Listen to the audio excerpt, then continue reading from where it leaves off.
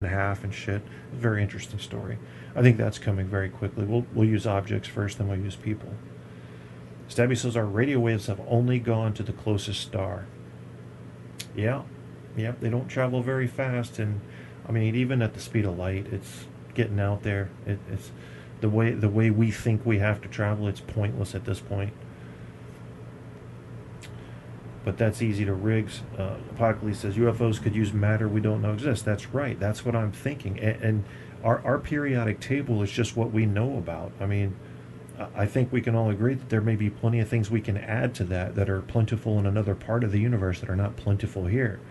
We could just be a very far left field spot in this big baseball field of a universe that, you're not going to see a base. You're not going to see a mound here. You're not going to see a home plate or an umpire. You're just seeing grass, and you think that's all there is. So it's a big place. And if there are many universes, well, it's fucking infinitely big. Yeah, I like that too, Andrew. I enjoyed his smalls. I read some of the long ones like Pet Cemetery and Bag of Bones. I read that one. I like Dean Koontz better than Stephen King. Because once you've read a few of Stephen King's books, you get this feel for his style. And it's like, oh, I got it. I know what he's going to do next book. But with Dean Koontz, he is like One Door Away from Heaven. The way he wrote that little girl, Jesus Christ, man. That was good writing. Or Jump Through Wormholes millions of miles in seconds. Sure. Millions and billions of miles, yeah. Well, I agree, Stabby. We're talking about, I am picking on religion tonight because of all this.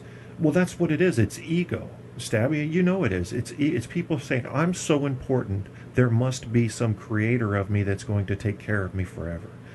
And I think that helped us in our survival, the natural ego, which didn't start off with words, of course. It started off with thoughts. Protect me, protect me, protect mine. My offspring, why, that's my replication of my DNA, and that's what I'm here to do. So I got to protect them. And then if you had a small community, you'd want to protect them. If you notice, we always protect from the smallest unit out. So and then you protect your town, then you protect your city, state, country, and eventually world if it were to be attacked. But that's what it is. It's protect mine. Protect mine. Picture this, folks. You're on a burning bus. You don't know how it happened. Somebody had some luggage that just had a dildo in it and the vibrator fucking exploded, the batteries. So now your bus is on fire. It's burning. It's burning all over underneath in the luggage area. You got to get off this fucking bus. You've got your 2 kids on there, your wife, and a lot of strangers. Are you really worried about the strangers? You're going after yours first. And it's not just because there's a solemn promise you have to save and protect your family. It's because those are the ones you care about. Those other people, they're real people. You'd have empathy if you saw one burst into flames. But you aren't worried about them at all till you get yours off. So that is an inherent desire. That comes from the caveman part of the brain. And I think that's a very reliable form of protecting the local clan. Andrew says, helps convince people to fight wars too. God wants you to kill, etc. Oh yeah, God can be used as justification for about anything.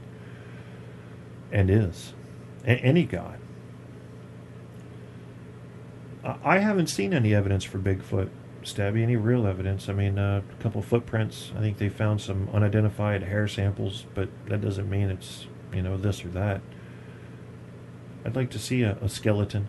And I've heard people say on these Bigfoot specials, well, the Bigfoot is so careful that it takes its dead and buries it very carefully where you can't find the skeletons. No, that's just not accurate.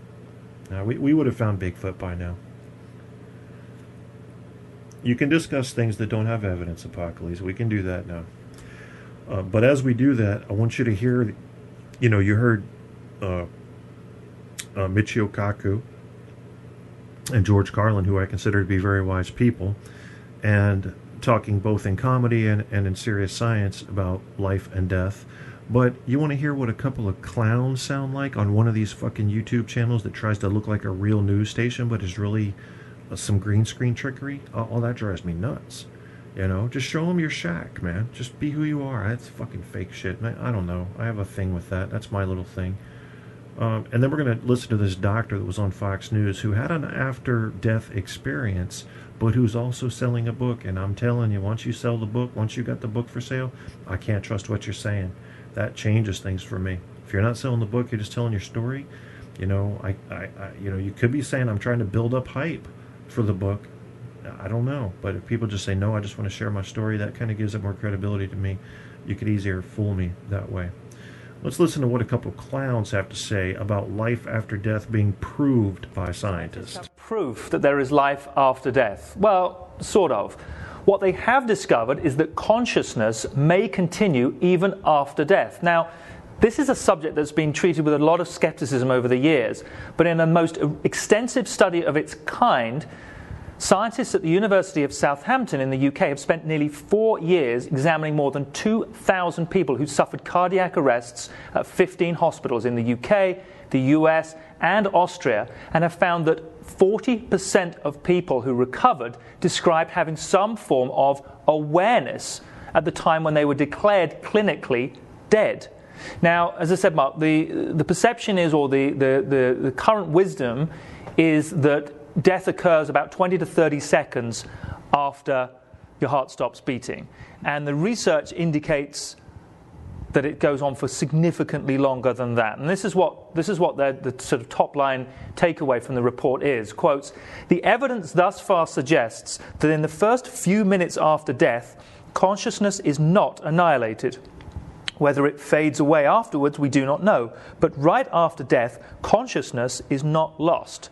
So this is coming, they got this, as I said, you have to kind of take a little bit of a leap of faith here, but it was conducted by prominent scientists in a sensible, studied fashion. It wasn't just, it is anecdotal, but it was done in a conscientious fashion. Whenever there's a study like this, doubters will jump on and say, well, that's just because you're lack of oxygen and you're hallucinating and all this, and people will kind of poo-poo it. But this is putting together a large amount of experiential evidence from people who describe the events as well. And they describe the events in great detail. So one of the, and we're just going to quote this one particular 57-year-old man who suffered a cardiac arrest and was able to, and he was dead.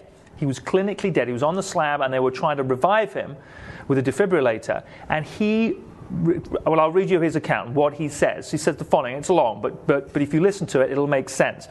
"We know the brain can't function when the heart has stopped beating, but in this case, conscious awareness appears to have continued for up to 3 minutes. The man described everything that had happened in the room, but importantly, he heard 2 bleeps from a machine that makes a noise at 3-minute intervals, so he could time how long the experience lasted for. He seemed very credible, and everything that he said had happened to him had actually happened." So he was able to describe in detail what people were trying to do. Now, again, people have described this out-of-body experience. There were certain people who described that, the sort of the Hollywood, bright light at the end of a tunnel, all those kind of things. There were certain people who did that, but for the most part, 40% of these people made specific comments about what was specifically happening in the room for that period of time. People will tend to back up their own religious and philosophical beliefs. If you don't believe in life after death, or if you're an agnostic or an atheist, then you'll just think, oh, that's just ridiculous. But people who have some kind of faith, or even Eastern philosophies, which are thousands of years old, this is all matter of fact to them. There's in Eastern philosophy where you have an astral body, and that is part of you who it leaves your physical body, but it's still you. And so it's possible for, this is not like some crazy idea to a lot of people in the world. I happen to think that it's entirely possible, sure. Right, but and the difference here is it's not that what they're trying to do is bring it from a question of faith and belief more into sort of empirical evidence. There's always, as I said, it's always going to be hard to really get that empirical evidence because of the nature of the study. Sure, absolutely. And the issue. But it seems to be, as I said, this was over 2,000 people that they analysed and examined, and it was done over a 4-year period. So it has weight, and what the results were, and the results from a third-party board of scientists and researchers who read the report certainly said that there was merit in the report and it bore further investigation and examination. Well, what do you think? Yeah, are you? I want to know what.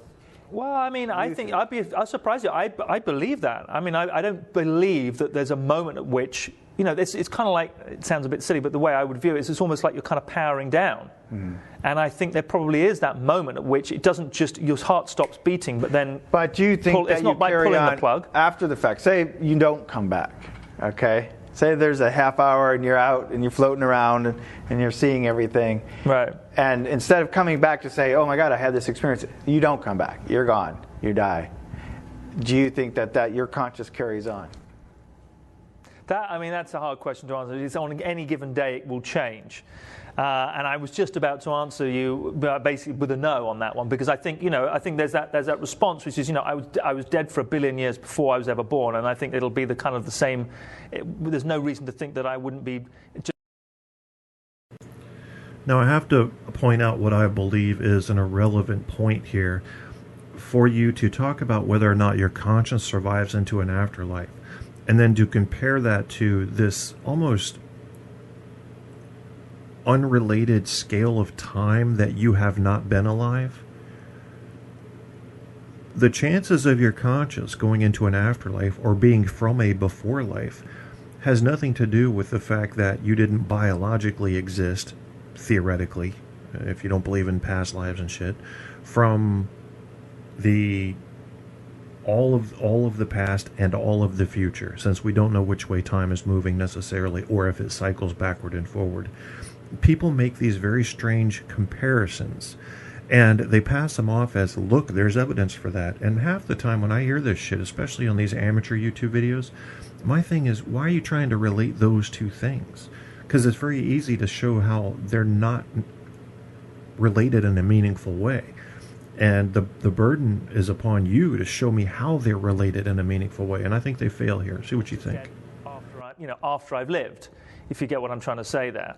It's just like I was dead before I was ever conceived and came into being. So there is that nothingness. You say that as if it were a fact. But how do you're questioning that? Well, yes. Do you have any? Are you one of these past life type of people? It's possible. Yeah, it's possible. Sure. So you're saying, well, who were you in a past life? Were you a carer? Were you a nurse or a doctor in a MASH unit? I see you as being on a battlefield somewhere, caring for people. Oh, okay, fine. Mopping a brow. I don't know. I'm just saying that if I don't subscribe to the idea that you were dead forever before you were born. So okay. So where do you land on this? I land on I think science is getting to the point of being able to prove something that I hope to be true. That sounds like a politician's answer. I mean, I absolutely. I plan on having a good old time after I've gone from this body. I plan on having a blast. Okay. But it's like Houdini. Houdini said if there was an afterlife, and he was the greatest escapologist of them all, he said, I'll let you know. I'll let you know. I'll be able to communicate with you. And I don't think he ever did. Well, maybe he didn't find he was relying too much on his body, maybe he just didn't have the look. There's plenty of other people who have been able to do what he says, but we'll let our viewers debate that. Right. So let us know your thoughts. Where do you stand on this? Life after death? Yes, no. Seance? Do you want us to have maybe we should do one of those. You want to do one of those? No. Ouija boards? Yeah, because a seance, that's... I believe, I told you it was on any yeah, he is mocking you. Today I'm more He's on mocking the you. skeptical side. Okay. Anyway, let us know your thoughts, and as always, yeah, okay. subscribe to TV. I have a friend, a very close personal friend. I would have to say she's my best friend if you measure your best friends by people who show up when you're down and help you in any possible way they can. And she believes in the past lives. And I'm telling you that she's so smart that she I can't really tell you, but let's just say she worked for a very important part of American crime industry and solving crimes, okay? And this is all true. And her analytical skills are beyond measure. And she believes that not only she had a past life, I don't think she believes everybody has, but she also believes that me and a few other people she knows actually knew each other in some past life. She's not sure where, she's not sure when, but she gets these little details. Now, what explain? And I haven't studied this part of psychology because it never really interested me. But let's say that's all false. That's all completely fabricated in the mind.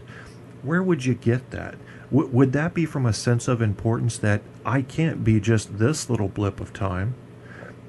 I must have also existed